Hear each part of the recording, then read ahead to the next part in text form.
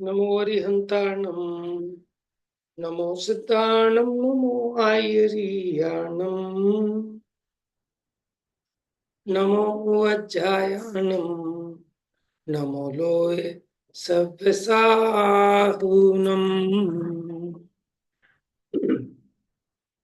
इन्दसद्वन्द्याणम् युवणितमधुरविशदवाक्ताणम् अन्तातीतगुणाणं नमो जिणाणं जिद्भवाणम्।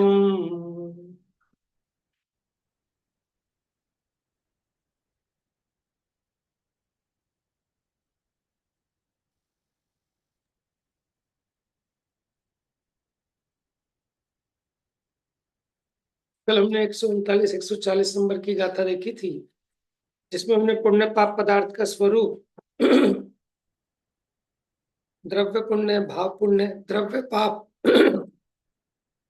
भाव पाप की चर्चा की। अब गाथा 140 का सारांश देखते हैं। यहाँ पुण्य एवं पाप का स्वरूप दर्शाया गया है। जीव का शुभ परिणाम पुण्य है तथा अशुभ परिणाम पाप है।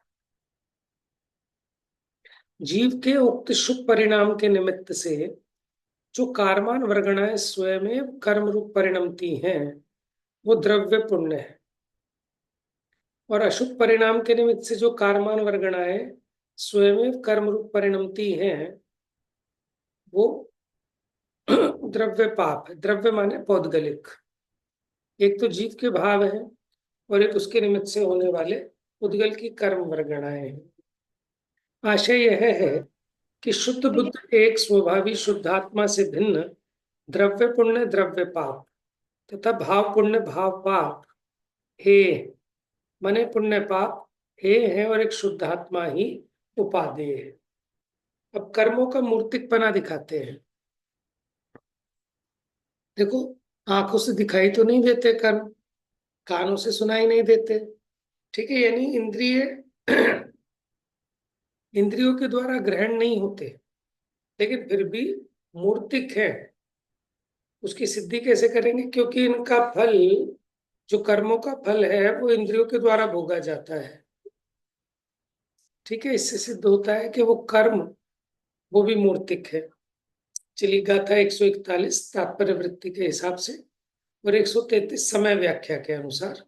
जमहा कम्मस्य फलम विषयम भासे ही भुंजते नियतम जीवेण सुहम दुखम तमहा कम्माणि मुक्तानि।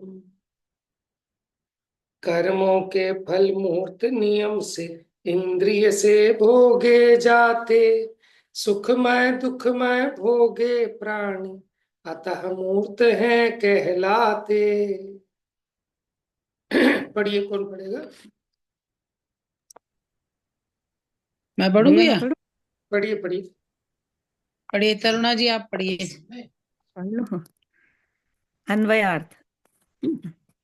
क्योंकि कर्म का फल जो विषय वे नियम नियम रूप से स्पर्शनादि इंद्रियों द्वारा जीव द्वारा सुख रूप से अथवा दुख रूप से भोगे जाते हैं, इसलिए देखिए, जो कर्म का फल है मतलब जो विषय हैं, जो पांच इंद्रिय के विषय हैं, वो कर्म का फल है। तो जो विषय वे नियम से स्पर्शन आदि इंद्रियों द्वारा जीव द्वारा सुख रूप से अथवा दुख रूप से भोगे जाते, माने जीव ये जो पांच इंद्रिय के विषयों को भोगता है, सुख रूप अथवा दुख रूप, वो कर्म का फल है। इसलिए कर्म मूर्त है। टीका। यह मूर्त कर्म का समर्थन है। वास्तव में कर्म का फल जो सुख दुख के हेतुभूत मूर्त विषय हैं, वे नियम से मूर्त इंद्रियां द्वारा जीव से भोगे जाते हैं। इसलिए कर्म के मूर्तपने का अनुमान हो सकता है। वह इस प्रकार है, जिस प्रकार चूल्हे का विष मूर्त है, उसी प्रकार कर्म मूर्त है, क्योंकि मूर्त के संबंध द्वारा अनुभव में आने वाला ऐसा मूर्त उसका फल है। उदाहरण इन्होंने दिया,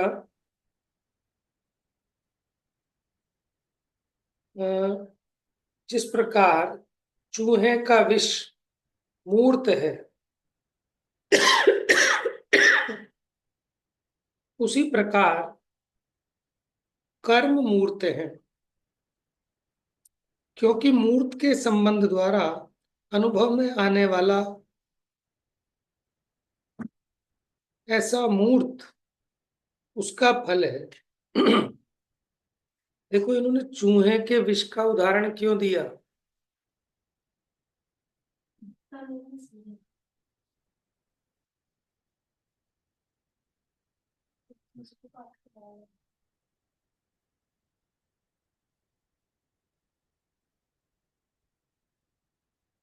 हम्म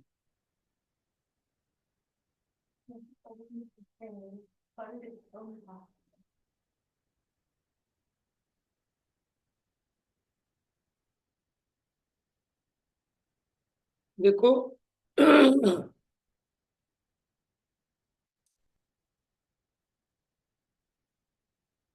यहाँ चूहे के विष का मतलब क्या है? जैसे आपको सोते समय रात को चूहा कहीं काट गया, ठीक है ना, अब सुबह आपने देखा तो आपको पैर में कोई घाव दिखाई देता है या कोई सूजन दिखाई देती है, ठीक है ना, उससे आप उसका अनुमान लगा लेते हैं। जैसे कार्य को देखकर कारण का ज्ञान हो जाता है, बस इसलिए उदाहरण दिया। जैसे चूहे का विष मूर्त है, ठीक है, मूर्त कैसे है कि वैसे तो आपको नहीं दिख रहा चूहे का जहर है कि नहीं, लेकिन जब वो आपको काट गया तो आपकी जो सूजन वगैरह है वो आपको दिखाई देती है, उससे अंदाजा लगता है कि चूहे में विष है, ये चूहे का जहर है। ऐसे ही भैया इसको तो फिर हम बहुत सारी चीजों में लगा सकते हैं। जैसे हमें कोई इन्फेक्शन हो जाता है, भाई जुकाम हो गया, भाई लगता है कोई इन्फेक्शन हो गया, बुखार हो गया, कोई बैक्टीरिया लग गया, मतलब हाँ, ये तो फिर हम जैसे हमें किसी भी वायरस दिखाई नहीं बहुत। देता, बैक्टीरिया दिखाई नहीं हाँ। देता, लेकिन उसके कार्य को देखकर कारण का अनुमान लगा लेते हैं। उसी कितना प्रकार बढ़िया एग्जाम्पल। तो वो कर्म मूर्तिक होने पर भी अपने को दिखाई नहीं देता, लेकिन उसका जो फल है, पांच इंद्रिय के विषय सुख दुख रूप, वो अपने अनुभव गम्य है। तो उसके द्वारा ये सिद्ध हुआ कि वो कर्म मूर्त है। हाँ जी, टीका पढ़िए, तात्पर्य वृत्ति। जिस कारण से उदयागत कर्मों का फल वह किस प्रकार है?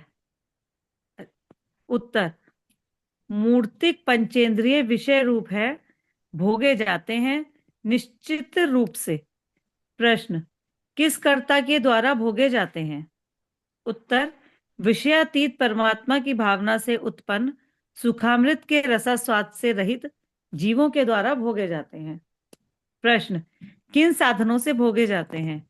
उत्तर, स्पर्शन इंद्रिय आदि रहित अमूर्त शुद्धात्म तत्व से विपरीत स्पर्शन आदि मूर्तिक इंद्रियों के साधन से भोगे जाते हैं। प्रश्न, और वह पंचेंद्रिय के विषय रूप कर्म फल किस प्रकार का है? उत्तर,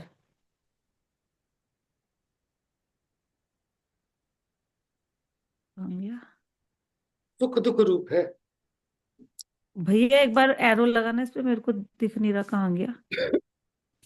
ये रहा उत्तर, सुख दुख रूप। उत्तर, सुख दुख दुख रूप है, यद्यपि शुद्ध निश्चय से अमूर्त है, तथापि अशुद्ध निश्चय से पारमार्थिक अमूर्त परम आह्लाद एक लक्षण रूप निश्चय सुख से विपरीत होने से हर्ष विषाद रूप सुख दुख मूर्त है, क्योंकि पूर्वोक्त प्रकार से स्पर्शन आदि मूर्त सुख दुख पंचेंद्रिय रूप मूर्त इंद्रियों द्वारा भोगे जाते हैं, और स्वयं मूर्त सुख दुख आदि रूप कर्म का कार्य दिखाई देता है।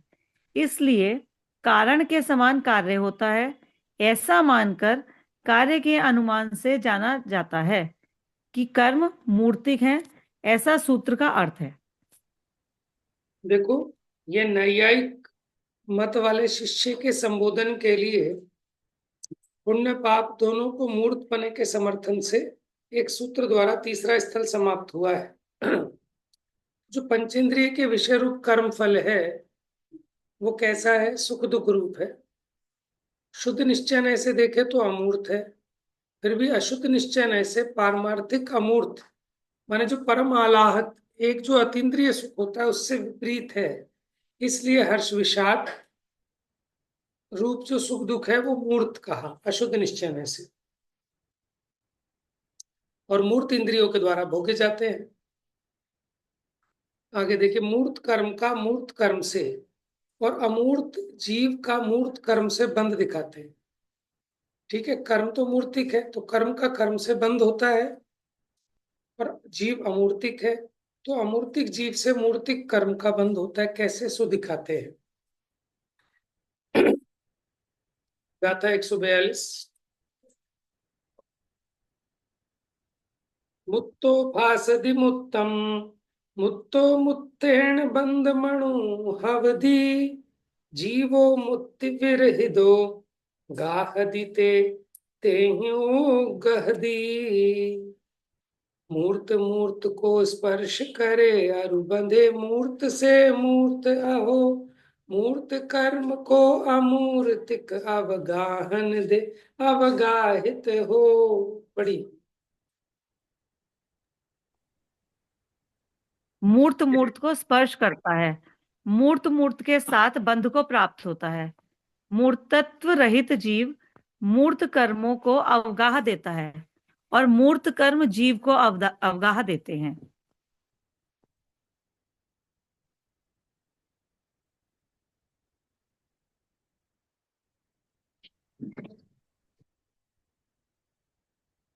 टीकार्थ, यह मूर्त कर्मों का अमूर्त जीव के बंध और मूर्त कर्मों के बंध के प्रकार की सूचना है।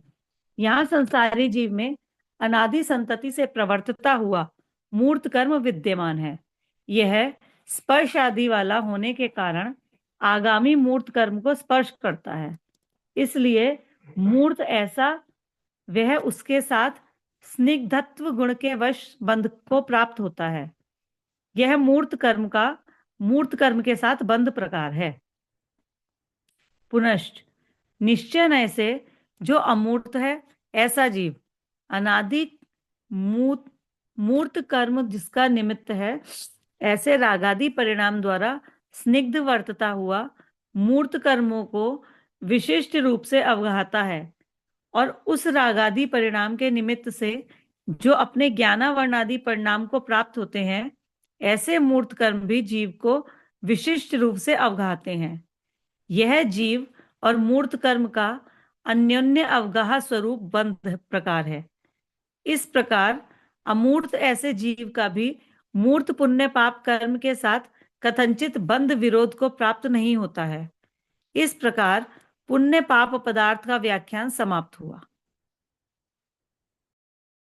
देखिए, मूर्तिक का मूर्तिक के साथ बंध होता है। देखो, संसारी जीव में अनादि से मूर्तिक कर्म विद्यमान है।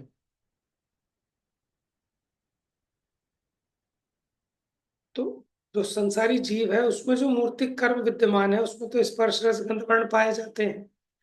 तो उन मूर्तिक कर्मों के साथ नवीन मूर्तिक कर्मों का बंध होता है।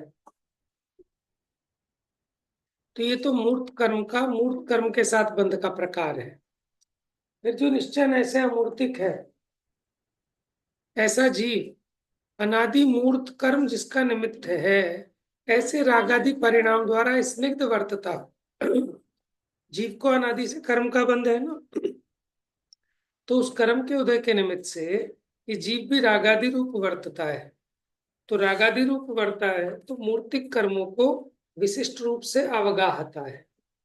क्योंकि देखो, दोनों का आपस में एक क्षेत्र अवगाह होना वही बंध है। और उस रागादि परिणाम के निमित्त से जो अपने परिणाम को प्राप्त होते हैं, ऐसे मूर्त कर्म भी जीव को विशिष्ट रूप से अवगाहते हैं। माने कर्म और जीव इन दोनों का आपस में अवगाहन होता है, एक क्षेत्र अवगाह। यह जीव और मूर्त कर्म का अन्योन्य अवगाह स्वरूप बंध प्रकार है। इस प्रकार अमूर्त ऐसे जीव का भी मूर्त पुण्य पाप कर्म के साथ बंध विरोध को प्राप्त नहीं होता। तो यानी जो पुण्य पाप हैं इन कर्मों के साथ जीव का एक क्षेत्रावगाह बंधान भी सिद्ध किया।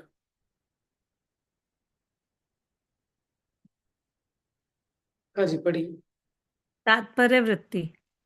प्रथम तो निर्विकार शुद्धात्मानुभव के अभाव से उपार्जित अनादि परंपरा से आगत मूर्त कर्म जीव में है। प्रश्न, वे क्या करते हैं? उत्तर, स्वयं स्पर्श आदि वाले मूर्तिक होने से नए स्पर्श आदि वालों के संयोग मात्र से मूर्त कर्म को स्पर्श करते हैं। केवल स्पर्श ही नहीं करते हैं, अपितु अमूर्त अतीन्द्रिय निर्मल आत्मानुभूति के से विपरीत जीव के मिथ्यात्व रागादि परिणाम का निमित्त पाकर पूर्वोक्त मूर्त कर्म को नवीन मूर्त कर्म के साथ अपनी ही स्निग्ध रुक्ष परिणति रूप उपादान कारण से संश्लेष रूप बंध को करते हैं। इस प्रकार मूर्त कर्मों के बंध का प्रकार जानना चाहिए। अब पुनः भी अमूर्त जीव का मूर्त कर्मों से बंध कहते हैं। शुद्ध निश्चय से जीव मूर्तिक पने से रहित होने पर भी व्यवहार से अनादि कर्म बंध के वश होकर मूर्त होता है। प्रश्न, मूर्त होता हुआ जीव क्या करता है?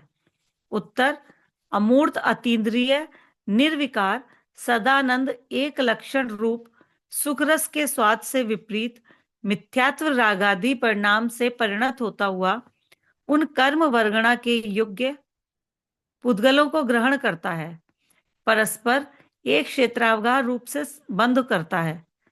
निर्मल आत्मानुभूति से विपरीत जीव के रागादि परिणाम के द्वारा कर्म पने से परिणत उन कर्म वर्गणा योग्य पुद्गल स्कंधों द्वारा कर्ता रूप जीव ग्रहण करता है, बांधता है। यहाँ निश्चय से जीव के अमूर्त होने पर भी व्यवहार से मूर्तपना होने से बंध संभव होता है, ऐसा सूत्र का अर्थ है।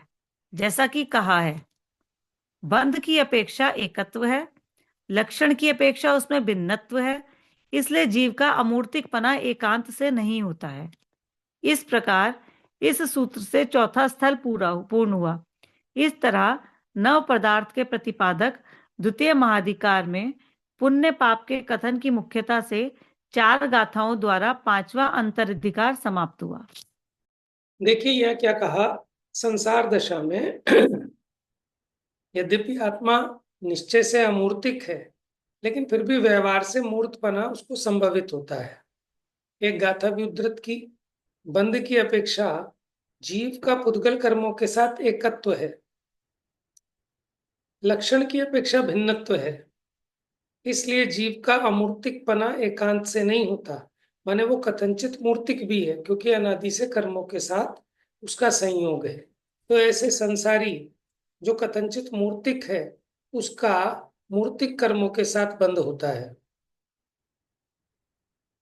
क्योंकि देखो यहाँ शंका की कि नैयायिक मत वाला शंका करता है, अमूर्त आत्मा के साथ मूर्त कर्म कैसे बंधन को प्राप्त होते हैं? तो आचार्य कहते हैं, निर्विकार आत्मानुभव के बिना अनादि से मूर्त कर्म का संबंध अमूर्त आत्मा से है।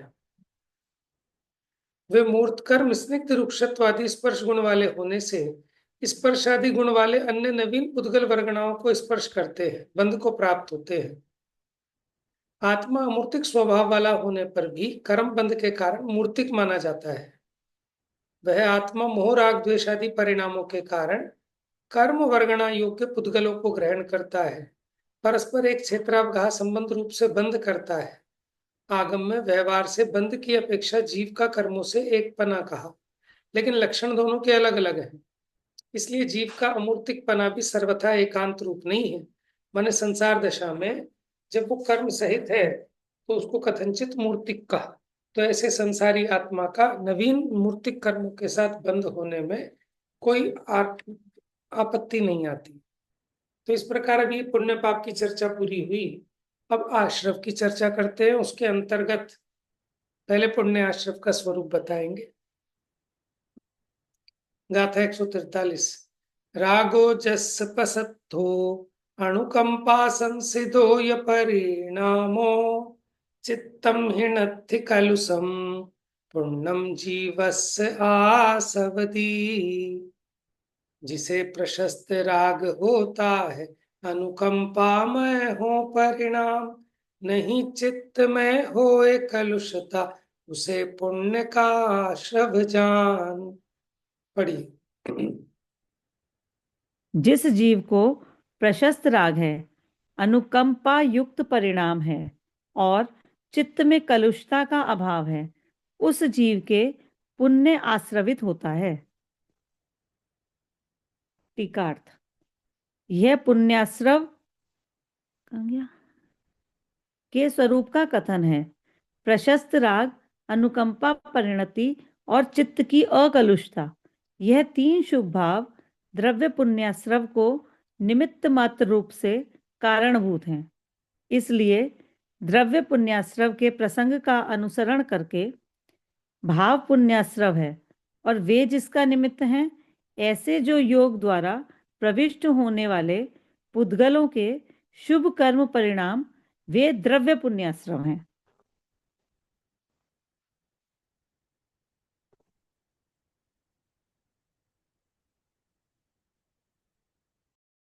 भैया आपकी आवाज नहीं आ रही।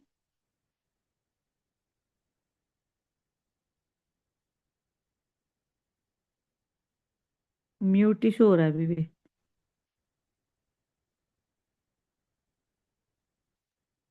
हाँ जी। जो देव शास्त्र हाँ भाई। के प्रति का जो अनुराग है वो है प्रशस्त राग। ठीक है। और दूसरे पर दया रूप अनुकंपा रूप वो अनुकंपा परिणति। और चित्त में छल कपट क्रोध आदि का नहीं होना अथवा मंद होना वो चित्त की अकलुषता।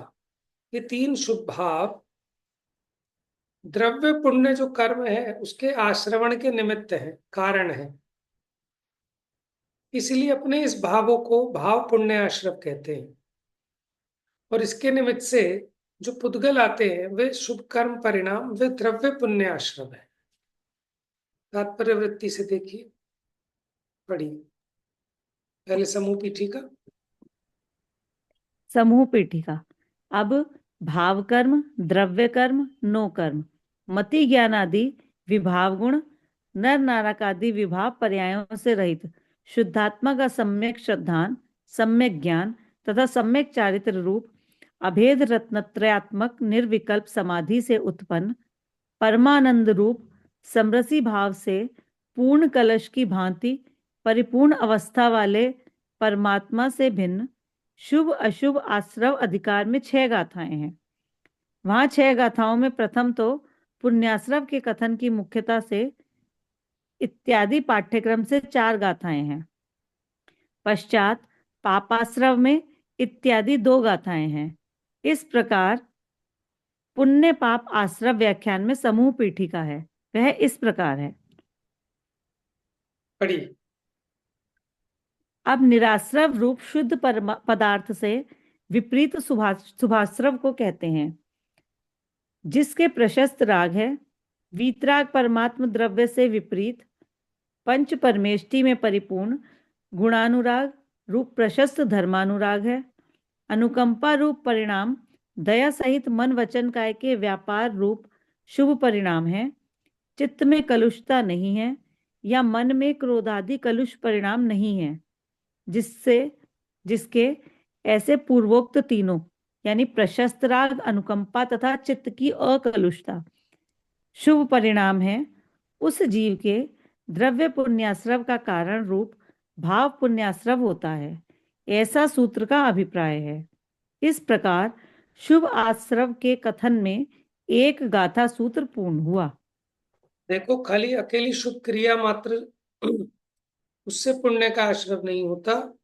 एक तो वीतरागियों के प्रति जो अनुराग है, अनुकंपा रूप परिणाम है। ठीक है। मन वचन काय की चेष्टा भी दया सहित हो। और चित्त में क्रोध आदि जो क्रोध मान माया लोभ आदि इनकी मंदता। ठीक है। इसको कहते हैं अकलुष परिणाम। ये शुभ परिणाम है। इनके कारण जीव को द्रव्य पुण्य कर्म का आश्रय होता है।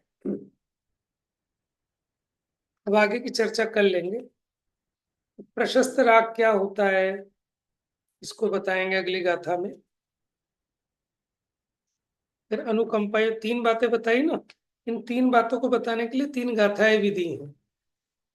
ठीक है, प्रशस्त राग क्या है, अनुकंपा क्या है और अकलुषता परिणाम क्या है, वो 3 गाथाएं कल देखेंगे। आज अपनी 141, 142, 143 गाथा हुई, 144 कल देखें। जा वाणी के ज्ञान से सूझे लोकालोक, सो वाणी मस्तक नमो सदा देत हूँ धो।